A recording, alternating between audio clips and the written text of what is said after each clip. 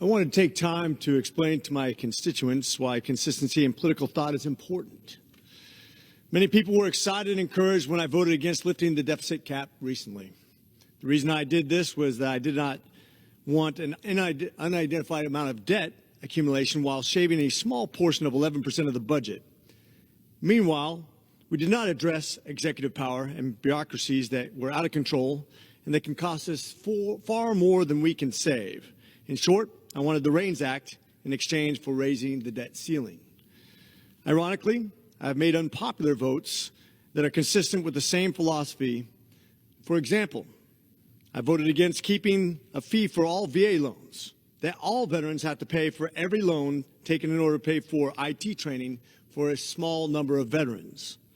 I did not think it was fair that every veteran would pay for the education of just a few veterans that would otherwise be paid for by the GI Bill already. Just because the name veteran is attached to a bill does not make it the right thing to do. Likewise, I voted against creating more government oversight on the Abraham Accords. The Abraham Accords are working great. It's created some of the most innovative peacekeeping processes in modern history. However, creating more government, especially in the form of another executive appointee to a process that is already working well, did not make sense to me. Well-intended bureaucracy and increasing executive power is the greater part of what I've been fighting for since I arrived in D.C. We're already out of balance. The REINS Act was meant to bring back into control executive power and bureaucracies. Why would I vote for something that would increase more bureaucracy and more executive power? No one should doubt my support for Israel or my admiration of the Abraham Accords.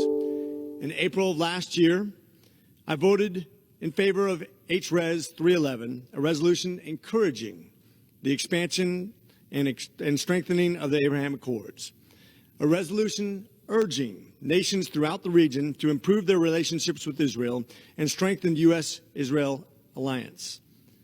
With that said, whether it is about government spending, debt, increasing fees on an entire veteran population for the sake of a few, or increasing executive power and bureaucracy, I will remain politically consistent and thoughtful.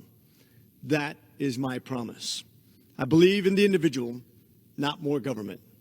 We need to bring back balance to the power that was designated by the Constitution for a purpose. More government, more debt, and more fees are seldom the answer. I remain semper fidelis to this philosophy and to you, the people. And with that, I yield.